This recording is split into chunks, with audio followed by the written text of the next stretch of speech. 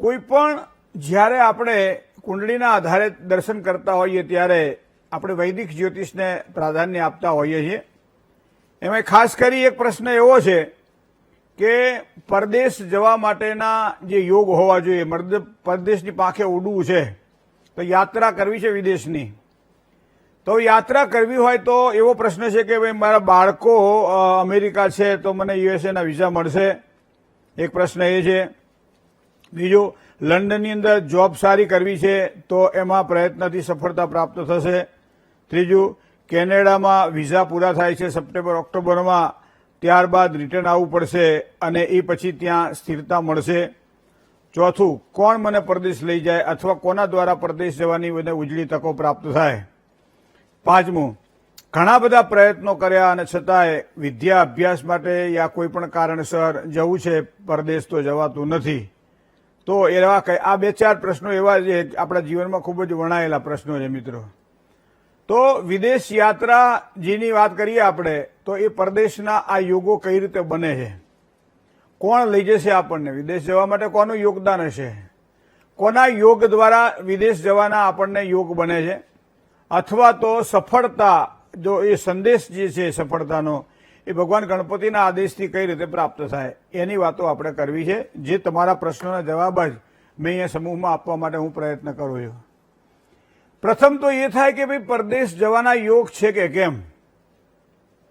તો પરદેશ જવાના યોગમાં કુંડળીમાં એવું દેખાય કે ભાઈ ટૂંકી મુસાફરી, કારણ કે ગઈકાલે જ એક પ્રશ્ન એવો આવ્યો પરમ દિવસે રાત્રે કે લગ્ન પછી તરત જ પત્ની અહીંયા રહી ગઈ અને પતિ ત્યાં પરદેશ અને વિઝા હતા અને પોતે ત્યાંથી નીકળી ગયા બધું કાગળબાજી કરવાના કરીને. હવે અત્યારે એ સમય એવો આવી રહ્યો છે કે જેમાં પતિ અહીંયા આવી શકતા નથી અને પત્ની ત્યાં જઈ શકતા નથી, એવા કાયદાઓ જે કંઈ થયા તે. તો 4 થી 5 વર્ષ એવા નીકળી ગયા બંને વચ્ચે કે જેમાં લગ્ન થયા હોવા છતાં એકબીજા વચ્ચે દૂરી વધી. હવે ફોન ઉપર જે વાત થાય તે થાય, બાકી પત્નીને આ પરિવાર સાથે રહેવું પડે છે કે જેને એને ઓળખતા નથી.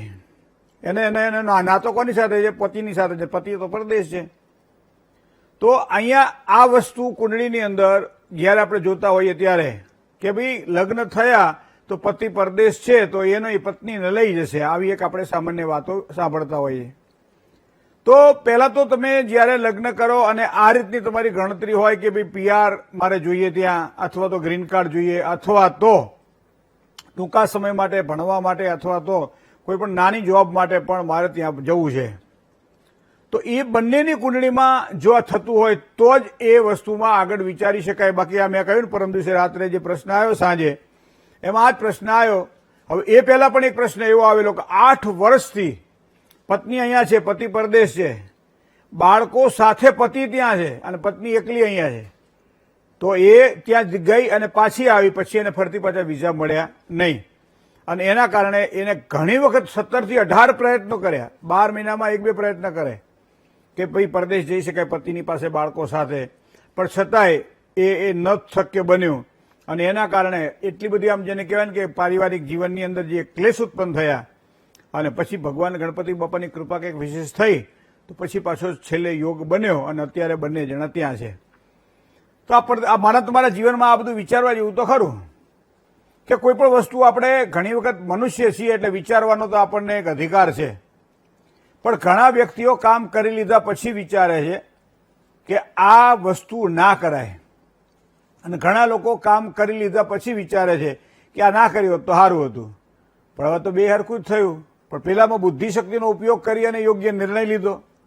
તો મિત્રો જ્યોતિષ શાસ્ત્ર પાસે તમે કંઈક જ્યારે જોડાઓ છો અથવા તો જાણવા માટે પ્રયત્ન કરો છો ત્યારે પહેલા તો કુંડળીમાં તમે એ જોઈ લો કે ભાગ્યસ્થાનનો માલિક ક્યાં બેઠો છે. કારણ કે ભાગ્યસ્થાન એ પરદેશનું સ્થાન પણ માનવામાં આવે છે, લાંબી મુસાફરીનું સ્થાન પણ માનવામાં આવે છે.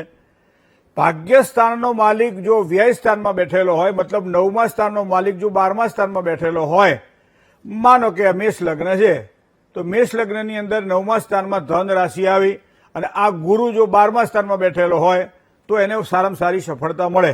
બીજું, આ ગુરુને કોઈ સારા ગ્રહોની દ્રષ્ટિ પડતી હોય, આ ગુરુ જ્યારે એને જવાનું હોય એ સમયે વિષોત્તરી મહાદશામાં જો લાંબી દશાઓ ચાલતી હોય તો અંતરદશામાં, એથી લાંબી વિશેષ દશાઓ ચાલતી હોય તો પ્રત્યંતર દશાની અંદર 9મા કુંડળીની અંદર આ બધી વસ્તુ આપણે જોઈ શકીએ છીએ કે એ જઈ શકે, પણ કોના દ્વારા જાય?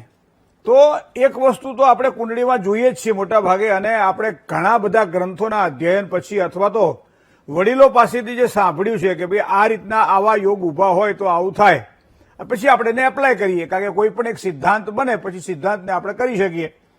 તો એ પ્રમાણે અહીંયા જુઓ તમે, હવે માનો કે કુંડળીની અંદર ભાગ્યસ્થાનનો માલિક જો ચોથા સ્થાનમાં બેઠો હોય તો સ્વતંત્ર રીતે પોતે પરદેશ જઈ શકે નહીં, પણ જો મામા, મોસાળ, માસી અથવા તો કોઈ પણ જે કહેવાય કે મોસાળ પક્ષના પરિવારના જનો હોય તો એને પરદેશ જવાના ચાન્સ મળે. એટલે આવું કહેલું પણ છે અને ભૂતકાળમાં સાચા પણ પડ્યા છીએ કે હા એના મામા ત્યાં પરદેશમાં રહે છે, એટલે આપણે કંઈક ભાઈ એનાથી ફાઇલ તમે કરાવડાવો તો એના પ્રયત્ન ત્યાં બેઠા બેઠા એ કરશે અને પોતાના ભાણિયાને ત્યાં બોલાવશે અને ભાણિયો ત્યાં સેટ થશે, અથવા માસી પણ બેઠા હોય પરદેશની અંદર તો એ પણ એને સારી સફળતા પ્રદાન કરે છે જો ચોથા સ્થાનની અંદર ભાગ્યસ્થાનનો માલિક બેઠો હોય તો.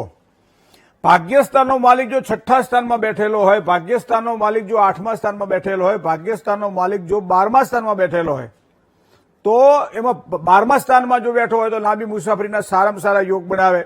છઠ્ઠા સ્થાનમાં બેઠો હોય તો અથવા આઠમા સ્થાનમાં એટલે કે ભાગ્યસ્થાનથી 12મું સ્થાન ખર્ચ વધારે કરાવડાવે, એને પરદેશમાં સફળતા અપાવે.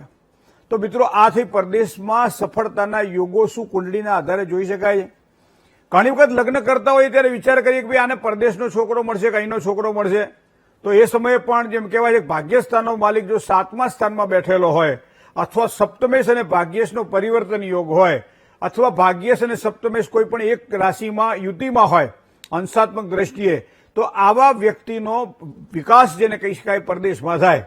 પણ પાછો એવા સ્થાનનો સ્વામી ગ્રહ જો છઠ્ઠા આઠમા સ્થાનમાં 12મા સ્થાનમાં અથવા ત્રીજા સ્થાનમાં બેઠેલો હોય, ત્યારે હમણાં જ એક 15 દિવસ પહેલા એક કુંડળી કેનેડાથી આવેલી કે ભાઈ મારે અને મારા પતિ વચ્ચે બહુ જ અણબનાવ રહ્યા કરે છે અને એના કારણે મારે અત્યારે હવે અહીંયા કામકાજ કરવાનું છે, જોબ કરવાની છે, સાથે સાથે આગળ જતા સ્થિર થવા માટે પ્રયત્ન કરવાનો છે. આ બધાની અંદર આ પારિવારિક જે ક્લેશ છે એ ક્લેશ શું મને આગળ વધવા દેશે?